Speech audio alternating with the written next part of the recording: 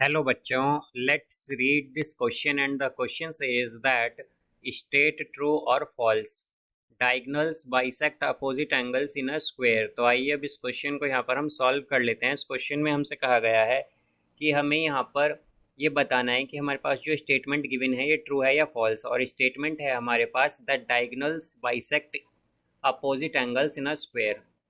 तो यहाँ पर हम की कॉन्सेप्ट यूज़ करेंगे, कॉन्सेप्ट दैट ऑल साइड्स। तो हमारे पास जितनी भी साइड्स होती हैं या हम कहें जो चारों साइड्स होती हैं स्क्वायर में, इन स्क्वायर आर इक्वल, वो इक्वल होती हैं। तो यहाँ पर हम अगर एक स्क्वायर लें, लेट्स सपोज कि ये हमारे पास एक स्क्वायर है, तो स्क्वायर की प्रॉपर्टी क्या होती है हमारे पास कि उसमें सभी साइड्स भी इक्वल होती हैं और डायगोनल्स भी हमारे पास क्या होती हैं, इक्वल होती हैं।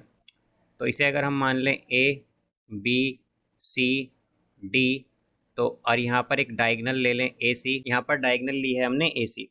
तो अब अगर हम ट्रायंगल लेते हैं, in triangle A B D, और एक ट्रायंगल ले लेते हैं हम यहाँ पर सी बी डी। तो अगर हम ये दो ट्रायंगल कंसिडर करें यहाँ पर, तो हमारे पास ए डी क्या है, ये इक्वल होगा बी सी के। बिकॉज हम जानते हैं कि जो सभी साइड्स होती हैं एक स्क्वायर की, वो हमारे पास क्या होती हैं, इक्वल होती हैं।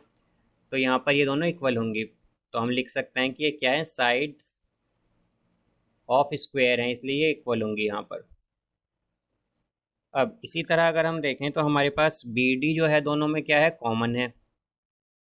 बी डी यहाँ पर हमारे पास कॉमन है। इसी तरह हमारे पास ए बी जो है वो इक्वल होगी डी सी के। बिकॉज हम जानते हैं कि जो साइड्स होती हैं स्क्वायर की वो इक्वल होती हैं, और ये दोनों क्या हैं यहाँ पर, ए बी और सी डी या डी सी अगर हम कहें तो ये हमारे पास क्या होंगी, इक्वल होंगी। बिकॉज ये क्या है, साइड्स ऑफ स्क्वायर हैं, साइड्स ऑफ स्क्वायर, तो इसलिए क्या होंगी, इक्वल होंगी। तो यहाँ से हम क्या कह सकते हैं, अगर हम देखें तो हमारे पास तीन साइड्स जो हैं वो इक्वल आ गई हैं। तो हम क्या कहेंगे, by S S S congruency rule. तो S S S congruency rule के अकॉर्डिंग हमारे पास क्या आ जाएगा, ट्रायंगल ए बी डी जो है वो कॉन्ग्रुएंट हो जाएगा यहाँ पर ट्रायंगल सी बी डी के।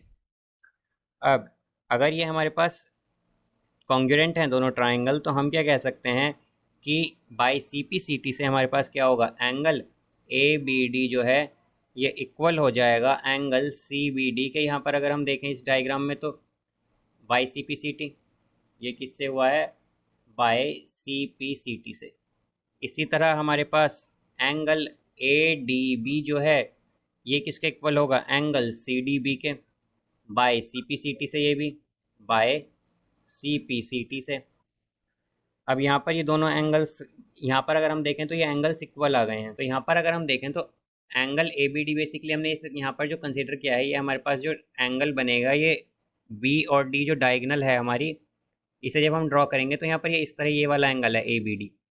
और जो हमारे पास हमने एंगल लिया है सी बी डी, तो ये एंगल सी बी डी जो है वो ये वाला एंगल है। और इसी तरह अगर हम देखें तो हमारे पास जो एंगल ए डी बी है वो ये वाला एंगल है यहाँ पर, और जो हमारे पास एंगल सी डी बी है वो यहाँ पर ये वाला एंगल है। तो अगर हम देखें तो हमारे पास ये एंगल्स इक्वल आए हैं। तो हम क्या कह सकते हैं कि अगर ये एंगल्स इक्वल हैं तो बेसिकली हमारे पास जो साइड स्क्वायर है वो क्या कर रहा है, स्क्वायर की जो डायगोनल्स हैं वो क्या कर रही हैं, बेसिकली हम देख सकते हैं कि अपोजिट साइड एंगल को बाइसेक्ट कर रही हैं। बिकॉज ये इक्वल रेशियो में उन्हें डिवाइड कर रही हैं। अगर हम देखें तो इक्वल आ रहे हैं हमारे पास एंगल, तो हम क्या कहेंगे कि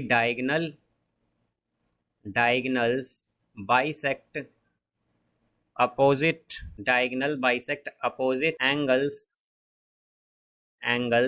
अपोजिट एंगल्स को बाइसेक्ट करती हैं इन स्क्वायर में। स्क्वायर, तो स्क्वायर में वो क्या कर रही हैं, अपोजिट एंगल्स को बाइसेक्ट कर रही हैं। तो हाँ, जैसा कि हम यहाँ पर देख सकते हैं कि अपोजिट एंगल्स को अगर बाइसेक्ट कर रही हैं तो हमारी जो स्टेटमेंट है ये गिवन, ये क्या हो जाएगी, ट्रू हो जाएगी। तो हम क्या कहेंगे कि हमारे पास जो स्टेटमेंट है ये कैसी है, ट्रू है। So I hope you understood it well. Best of luck, thank you.